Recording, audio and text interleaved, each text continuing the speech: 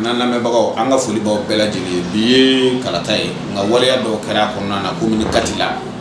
Amadu Sangare n'an ko a ma ko Ze mɔgɔ minnu bɛ n'u tugura kɔ waleya dɔw bɛ ka ta ka ɲɛsin u ma an balimakɛ bi yan an b'a fɛ a yɛrɛ k'i présenter a k'a tɔgɔ n'a jamu fɔ politique ko la jɔyɔrɔ min b'a la a n'a yɛrɛ ka baara ye mun ye ani bi an y'a ye k'a fɔ ale tun bɛ 5e arrondissement la kun jumɛn y'a se yen a k'o kun fɔ an ɲɛna an balimakɛ salamu aleykum. Waaleykum salam bienvenue. Donc il y a fɔ cogoya min na comme yɛrɛ ɲɛ b'a la cogo min ne ye banabaatɔ ye bi parce que n taara dɔgɔtɔrɔso la kunu ne yɛrɛ n da tɛ kuma caman na i y'a fɔ cogoya min na sɔgɔmada in na donc n bɛ n présenter n tɔgɔ Umaru Basi Sanogo n ye conseiller communal ye commune Kati kɔnɔna la commission min bɛ commune Kati mairie kɔnɔ ko commission jeunesse sport art et culture n y'o président ye n ye candidat ye député sigi la liste URD ani PRM faso ko kan liste URD PRM faso ko kɛra jɔyɔrɔ 5nan de sɔrɔ ni élection premier tour la donc hakilina falen fɔlɔ la an ka parti ani UDD PSDA an ye bolo di ɲɔgɔn ma kɛ k'a fɔ k'an bɛ UDD ani PSDA dɛmɛ deuxième tour la bon an b'o hakilinaw kɔnɔna la bon sɔgɔmada in na ne taara ka n ka vote kɛ n seginna ka na so ka na n ka maramu ta ani n ka denmisɛnninw donc ni n ka chauffeur tun bɛ ɲɔgɔn fɛ ani n ka protocole an taara ka maramu bila u ka vote donc n jɔlen bɛ o kɔnɔli kɔnɔna la n ka protocole tun taalen do jɔ bureau de vote seconde do da la ale balala min na seconde laminata job la seconde laminata job daba min filɛ nin ye n'a ɲɛsinnen do cɛ ka misiri ma jire ka misiri ma kire ka misiri ma donc kire ka misiri ɲɛkun kilenna yɛrɛ la daba min bɛ yen donc finigosilaw bɛ yɔrɔ min na donc anw jɔlen bɛ fo finigosilaw fan fɛ protocole tun avancelen bɛ ka taa dayan fan fɛ donc ale bɛ bɔ min na Musa Keyita Bosi donc Gorobara 2 ani u nɔfɛmɔgɔ 2 wɛrɛ donc u filɛ ka Bosi ta dɔrɔn ka agresseli daminɛ ka ta ka fili mobili kɔnɔ k'a ye mun kɛ bon ne tɛ se k'a dɔn a ye min kɛ parce que u y'a ta ka fili mobili kɔnɔ protocole y'a ɲɛfɔ n ye cogo min u y'a ta ka fili mobili kɔnɔ n yɛrɛ ɲɛ m'o yɔrɔ ye parce que ale donc o kɛra dɔrɔn ale jatigɛra ale ko Bosi dun y'ale dɔnbaga ye ale ko ka Bosi ta ka fili mobili kɔnɔ ale ɲɛna et puis polisiw tɛ Gorobaraw de don opération de vote non o tɛ ko ɲuman ye ale de bolila sisan ka na ne sɔrɔ mobili kɔnɔ ni n ka chauffeur kɛ ani n ka denmuso 2 ko k'u bɔra ka Bosi ta ka fili mobili dɔw kɔnɔ sisan ko mobili in yɛrɛ tɛmɛtɔ filɛ ne ko n k'u ka mobili suit sisan ne n ka chauffeur kɛ n k'u ka mobili suit donc a tugura mobili in kɔ donc u nana don mɛ an ka tourner carré fɛ donc ne nana dɔrɔn k'u suit jani min bɛ se mɛ n ka tourner carré kunna dɔrɔn n nana mobili n ko chauffeur kɛ ka mobili barabinu ɲɛ a ye mobili barabinu ɲɛ o y'u jɔ e n ko aw bɛ ka mun de kɛ tan n k'aw bɛ mɔgɔw don mobili kɔnɔ tan ka taa n'o ye n'a bɛ taa n'a ye min n ko aw ye polisiw de ye yan donc komi n dɔnbaga dɔ tun b'a la lawasalen donc n ko ma n ko mɛ e yɛrɛ bɛ sɔn ka nin kɛ yan n ko Bosi ne bɛ ɲɔgɔn dɔn e b'a ta tan ka taa n'a ye n ko nin ye vote ko yɛrɛ damana ye yan n ko donc min ye Bosi ta n'a bɛ ɲɔgɔn dɔn min ye Bosi ta n'a bɛ ɲɔgɔn dɔn a mɛnna ne bɛ Bosi dɔn ne b'ale yɛrɛ dɔn ne k'a ma a ko non président an b'i bonya a to n ko mɛ a bɛ bonya tɛ a ye mun de kɛ o ma se ka fɛn fɔ a ye min kɛ n ko mɛ a y'a lajigin a bɔ mobili kɔnɔ aw tɛ polisiw ye a bɛ mɔgɔw minɛ ten ka taa n'o ye n ko et puis un responsable a ka minɛ ten ka taa n'a ye non ko fɛ olu bɛ taa n'a ye dɔrɔn n ko mɛ aw bɛ taa n'a ye a bɛ taa n'a ye min u ma fɛn fɔ donc u ye arrière bɔ ka f'u bɛ fɛ donc ne tilala ka t'u kunbɛn tuguni donc ne kɛlen k'u kunbɛn o la station Total yɔrɔ la donc n ka n jɔ ɲɛ tuguni u tilala ka ne dévier tuguni donc ne y'u suit yɔrɔ jumɛn station Total min filɛ Mayaga tournée la Lafiyabugu donc ne y'u suit u nana don Zenabu ka yɔrɔ ministre Zenabu Diop ka yɔrɔ goudron kurani min bɛ yen u y'u tilen ka taa Sauvons le Mali siège fan fɛ Assane ka Sauvons le Mali siège donc u selen yen an taara sɔrɔ u kɛlen ka daba in yɛlɛ Sauvons le Mali daba yɛlɛ cɛ 2 jɔlen do da la u y'a ye an m'u kɔ min kɛ u continuera ka tɛmɛ Sauvons le Mali u tora carré fɛ Sauvons le Mali siège da ka tɛmɛ o la ka don ka taa kaburudon fan fɛ ne y'u suit o vidéo de bɛ yen n y'o vidéo de kɛ n y'u filmé n bɛ k'u suit donc a prévu bɛ n bolo donc maintenant u bɛ ka taa donc an taara kaburudon da fɛ donc ne bɛ k'u suit o ni min bɛ ɲɔgɔn fɛ i yɛrɛ b'a ye vidéo in na o balila ka mobili jɔ ne ɲɛ ne ko chauffeur kɛ k'a dévier an yɛrɛ la kaburudon yɔrɔ fɛ k'u suit u ye ACI ninnu donc u kɛlen ka ACI ninnu ne ko mɔgɔ min bɛ fɛ ka taa sɛgɛn na o bɛ don a se fɛ k'a se munumunu k'a munumunu o bɛ munumunu na o y'a ye ne tɛna b'u kɔ u ka mobili nin man kɛnɛ kosɛbɛ quoi donc u y'a ye ne tɛna b'u kɔ donc u nana munumunu ka tɛmɛ Bajeliga da fɛ ka kala ka munumunu sa ka sɔrɔ k'u tilen 5e arrondissement na donc ne dor'u nɔfɛ 5e arrondissement kɔnɔ ne donnen 5e arrondissement kɔnɔ ne nana 5e arrondissement da min bɛ kɔnɔna la bureau ka entrée gorobara ninnu u donna ni bosi ye dɔrɔn ka to ka kurusi sama commissaire nana fari b'aw la ko aw bɛ se ka na mɔgɔ agresser commissariat kɔnɔ tan aw tɛ policier ye aw nana n'a ye aw ko k'aw nana n'a ye mais aw b'a agresser donc o y'a sɔrɔ jaa u ye bosi ka téléphone minɛ k'o gosi fɛn kun nɛgɛ dɔ kun kɔnɔna la ye k'u b'o tiɲɛ donc ka téléphone nana k'o confisquer donc maintenant an nana ne ko n bɛ don kɔnɔna la gorobara ninnu jɔlen ɲɛ sɛgɛn fɛn dɔ da la a ko ne tɛ don ne ko n ko Lawasale ne tɛ don n ko 5e arrondissement ça t'appartient mais nous tu oses me dire ça ne ko Lawasale je vais te créer des problèmes a ko ouais ne jo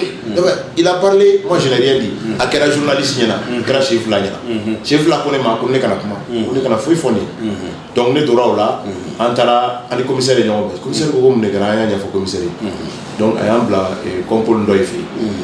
donc dɔ ye déposition ta an ye plainte kɛ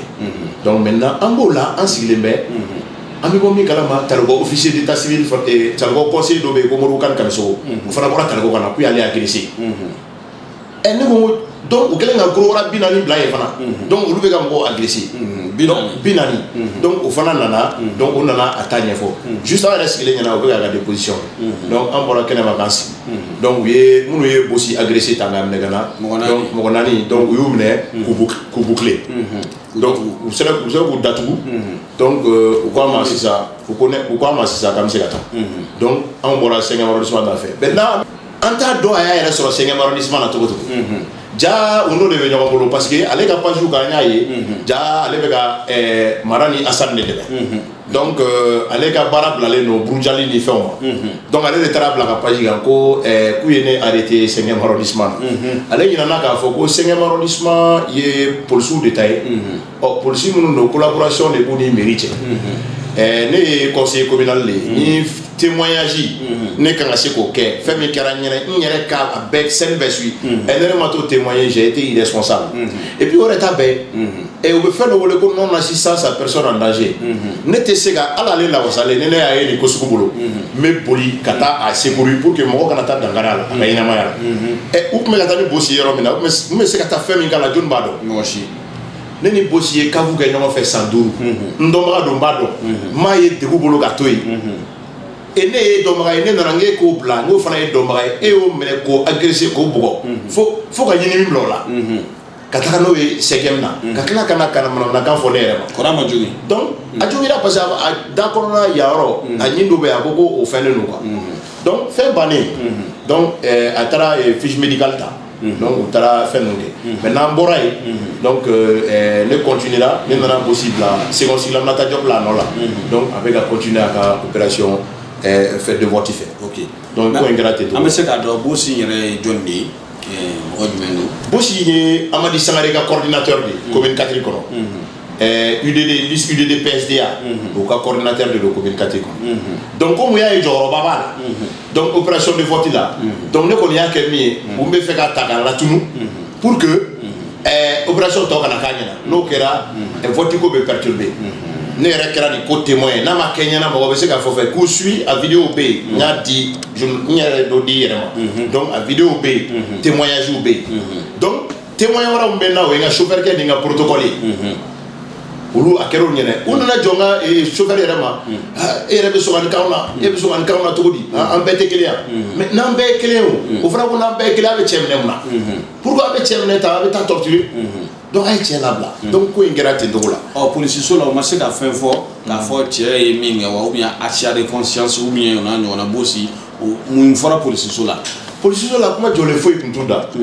u taara u ye cɛ minɛ ka na k'a agressé u nana ko oui ko non k'a bɛ cour kɔnɔna la k'a bɛ munumunu na fan bɛɛ fɛ donc coordinateur don ne ko coordinateur ma munumunu a bɛ mun de kɛ bon vraiment ça dit kosɛbɛ yɛrɛ tɛ quoi parce que ne yɛrɛ y'u ɲininka jana bɛ se 5e na ne kɛlen ka mobili bananbiriw ɲɛ n'o ɲininka k'a ye mun de kɛ n ma jɔlen ma s'u da u ma se k'a fɔ n'a ye fɛn min kɛ donc ne y'a faamu k'a fɔ dɔrɔn ça dit fɛn dɔ de kun don pour que ka vote perturber il y a puis quand vous flattez comment sur tel fait là pour que la opération de vote sécurisée parce que vous pouvez manganti il faut être officier conseiller couture ou agressé ah il y a mais fana ko isa siribe fana ku yo agressé et non mais ga senga ma mais chargé de la sécurité et la communication ku yo fana agressé tar ouais donc ah o vote de loi opération d'agression moi je pense que au-delà de tout les conseillers communaux donc commune agnetara ani a sécurité qu'on a fait avant de bolo mairie qu'on a on te sait qu'à sigi ka lay bi ka citoyen doka ka foko voter ko muya dama donc ne nga bara de ke ne ga bara be mi ka ta témoignage ke ka ira ka foko imbe kala ne nyana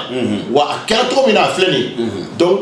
mo ti sika bi mo ga ne yere fana sigi nyana ni ma agi donc o la ne yere nga responsabilité fi donc ne to mo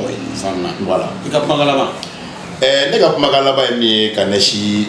mɔgɔw ma c'est-à-dire que vote tɛ kɛlɛ ye vote tɛ kɛlɛ ye vote ye a ka militants mobiliser donc ka se ka u la voter i ye o de vote ye donc mɔgɔw ka taa vote la sereinement mɔgɔw ka a bila u kunna k'a fɔ opération sécurisée don vraiment policiers bɛ fan bɛɛ gardiw bɛ fan bɛɛ donc a kun de i ye mɔgɔ minɛ fɛn dɔ la a di policiers ma n'i y'a di policiers ma et charia ta fanfɛla la a kan ka ɲangi cogo min olu de b'o ɲɛfɔ policiers bɛ tɛrɛn kan gardiw bɛ yen n'i ye mɔgɔ min minɛ dɔrɔn a d'o ma mais n'i ye ko k'e bɛ justice rendu yɛrɛ k'a tigi fili mobili kɔnɔ ka taga o ye agression de donc o ni o tɛ ɲɔgɔn ɲɛ sira la donc n bɛ fɛ ka min fɔ vraiment an b'a kɛ cogoya min na nin opération in kɔni a sera yɔrɔ min na je crois que mɔgɔw ka continuer sereinement ka t'u ka vote kɛ problème foyi tɛ yen mɔgɔ si bin tɛ kɛ mɔgɔ si kan donc an kɔni b'a dɔn k'a fɔ an faralen don mɔgɔ min kan tagabolo ɲuman b'o bolo bibi in na n'i y'a ye agression ni fɛnw bɛ ka bɔ mɔgɔ wɛrɛ fan fɛ ka kɛ peut-être que u sirannen don fɛn dɔ ɲɛ donc an b'a ɲini bɛɛ fɛ bɛɛ ka continuer i ka opération de vote fɛ donc ala k'a ɲɛ ka d'a ma. ayiwa an lamɛnbagaw an'an filɛbagaw nin tun ye Umaru Basi Sanogo ye ale tun ye candidat ye PRV faso ko tɔgɔ la nka bi a farala Amadi Sangare kan agression min kɛra a kɛra ale ɲɛna ale y'u poursuit u ye yɔrɔ dama min kolongolo ka na se fo 5e ma ani mɔgɔ minnu ye waleya cɛjugu kɛ ale yɛrɛ b'u bɛɛ dɔn u ye min minɛ u b'o fana dɔn donc u ye o mɔgɔ 4 bɛɛ lajɛlen minɛ k'u datugu u ye min agressé k'o bila mobili min n'a kɛra n'o ye k'o mobili fana minɛ talikɔ dɔ kɛra ye kibaruyaw sɔrɔla k'a fɔ ko Issa Sidibe yɛrɛ u y'o fana agressé donc élection ma dabɔ agression kama élection dabɔra de mɔgɔ min ka di ye ta i ka kala ta o ye nka lubaru k'u ta ka taa n'u ye fan bɛɛ lajɛlen fɛ lubaru ka baara o ye lakanani de ye nka mɔgɔ minnu b'u ta k'u bila fɛn na o y'a bɔlen a minɛn kɔnɔ ka t'u bila agression na a y'a kɛ tan a y'a kɛ tan o y'a bɔlen a minɛn kɔnɔ lubari ka baara ye agression fɛn de sécurité an n'u bɛ baara kɛ ɲɔgɔn fɛ a ka ca u bɛna radio la u bɛ kuma u yɛrɛ b'a fɔ olu ka baara ye lakana de mais n'a bɔra lakana minɛn kɔnɔ ka taa fo ka taa dɔ agressé donc o ye fɛn min n'a cɛ ka jugu kosɛbɛ an bɛ wele bila an ka sécurité mɔgɔw ma lubaru u bɛ fɛn min na nin u k'a dabila barisabu nin tɛ danbe ɲuman ye olu yɛrɛ ma nin ye lagosi ye ka ɲɛsin u yɛrɛ ma barisabu u ka baara tɛ nin u ka baara ye lakanani de ye o lakana kɛbaga i bɛ mɔgɔ min lakana ni ko bɛna sɔrɔ i b'i jɔ o tigi ni kojugu cɛ